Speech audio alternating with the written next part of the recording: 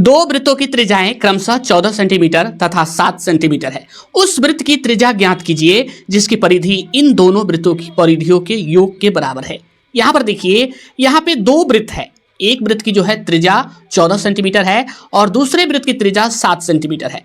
आगे प्रश्न आ गया, एक नया जो है वृत्त आ गया जिसकी जो है यहाँ पे देखिए, जिसकी त्रिज्या ज्ञात करना है, उसकी जो है त्रिज्या ज्ञात करना है और जिसकी परिधि जो है इन दोनों वृत्त के जो है परिधि के योग के बराबर है। यानी कि इसका परिधि निकालिएगा, फिर इसका परिधि निकालिएगा और दोनों को जोड़िएगा तो फिर नया जो वृत्त बना है ये नया, उसका परिधि आएगा और उससे आप जो है इसकी त्रिज्या ज्ञात कर सकते हैं।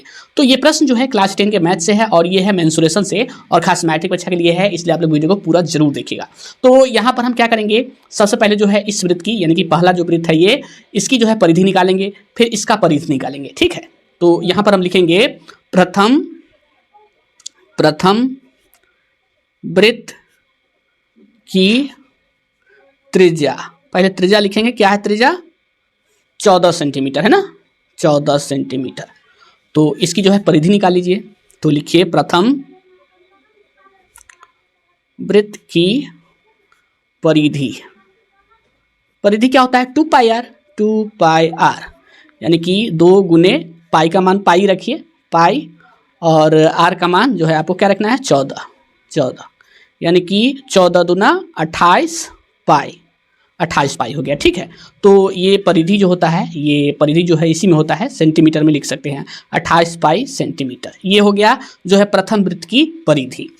अब देखिए यहाँ पर लिखिए, आप लिखिए, अगेन लिख दीजिए, अगेन लिखिए दूसरे वृत्त की त्रिज्या कितना है, 7 सेंटीमीटर है, तो यहाँ पे 7 सेमी लिखिए। ठीक है, तो यहाँ पर लिखिए दूसरे वृत्त की परिधि, इसका भी परिधि निकालिए।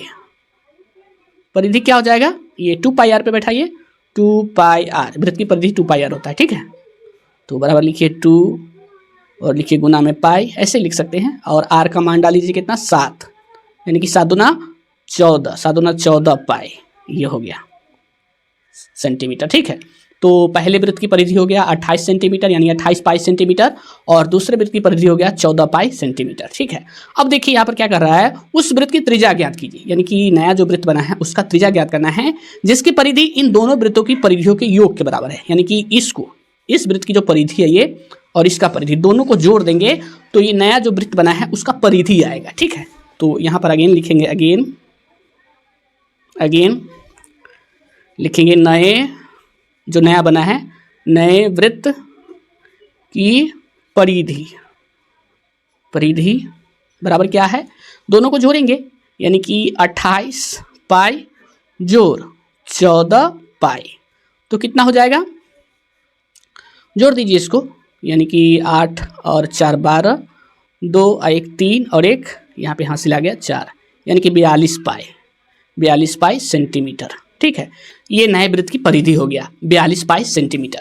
तो अब देखिए, आपको जो है नए वृत्त की जो है त्रिज्या मालूम करना है, तो नए वृत्त की त्रिज्या मान लीजिए, लिखिए माना नए वृत्त की त्रिज्या बराबर आर।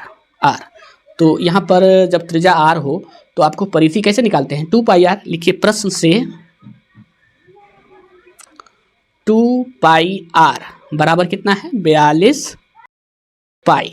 ठीक है, तो यहाँ पर लिखिए इसीलिए आर बराबर 42 पाई और बट्टा, ये यहाँ से देखिए ये आर गुना में है और ये भी दोनों जो है गुना में है, तो दोनों यहाँ आ जाएगा भाग में, लिखिए 2 पाई से पाई काटिए और 2 से काट दीजिए 42 को, यानी कि 21 बार में। ठीक है, नीचे 1 आ गया, ऊपर 21, यानी कि 21 आया, 21, यही है जो है ये नए वृत्त की त्रिज्या जो है 21।